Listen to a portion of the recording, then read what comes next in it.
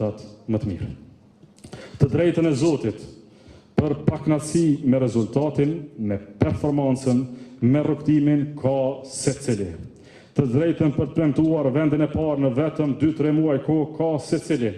Edhe ata që na vendosin në rekorde më të ulta historike, edhe ata që na vendosën për herë të parë në vendin e tretë, nga i cili vend na duhen vite, kohë për dalë, dhe ja prap ku jemi sërish, edhe ata që në zgjedhje vëzhgojnë e pas zgjedhjeve zgjohen. Të drejtën për pakënaqësi ka secili. Për kjo drejt do duhet vendosur në zgjedhje të rregullta partijake që na vinë vetëm pak muaj nga sot.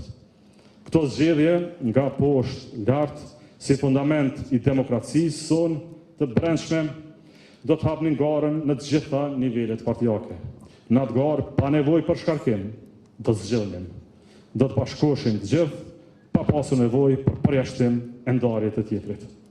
E konsideroj po ashtu shumë gabuar këtë kuvend në kohën kur është thirrur, pikërisht në periudhën kur Republika e Kosovës po përballet me një prej krizave më të rënda institucionale të dekadave të fundit, zgjedhjeve të përsëritshme, zgjedhjeve nacionale të reja që na rrinë mbi qafë sërish. Kur vendi pret përgjegjësi nga secila forcë politike, sidomos nga LDK, kushtetarët presin zgjidhje nga ne, gjëja e fundit që duhet të bënim ishte të merreshin me vetveten. Dalim keq para popullit ton, dalim jo serioz para votuesve ton. Mbi të gjitha, ideja shkaktimit të proceseve të brendshme në LDK në mënyrë të njëanshme, ku në qafë ke hijen e zgjedhjeve të reja, është papërgjegjësi e madhe politike dhe të dërgosh këtë formë në zgjidhje të reja LDK-n është dëmtim me paramendim. Tani çështja që dua të kuptoj vërtet është cili është ai zell që do të dërgoj vendin sërish në zgjedhje e në to të futet me LDK në proces të brendshëm zgjedhor. Cili është ai zell që me mburrje mban përjashtimin e rrëzimin si vlerë. A ju duket si jemi shumë për të larguar e për të shkarkuar, a është kjo trashëgimia politike e Ibrahim Rugovës dhe pasardhësve politik të tij? Si LDK në këtë kohë, kemi pasur detyrim të jemi të përqendruar në stabilitetin institucional, në mbrojtjen e interesit shtetëror dhe të ndërtimit të alternativës sonë politike para popullit tonë. Vetëm këto dhe askund tjetër do tuaj të ishte fokusi ynë si lidhje demokratike Kosovës.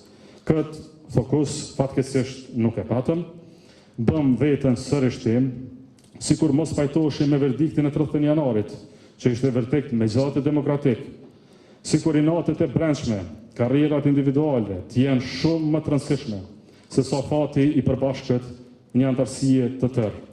LDK nuk i ka pasur, nuk i ka bërgj askujt një faturë të tillë.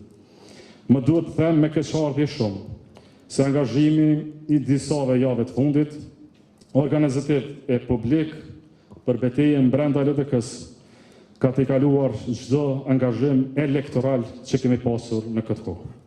Shpesh pyes veten ku do të ishim si parti, sikur të angazhoheshim kaq shumë në zgjedhje nacionale. Sikur të gjitha këto kapacitete për mbledhje në shkrimesh, luftë mediatike, ndërtimesh, narracione shkiftive, sikur e gjithë kjo energji do të drejtohej në fushat elektorale për LDK-n. T'jeni sigurt se as ky kuvend e as ai parati nuk do të kishin ekzistuar asnjëherë për LDK-n. Do të doja që një energji të tillë pozitive natyrisht, jo kundër njëri tjetrit, ta kisha parë edhe në fushat.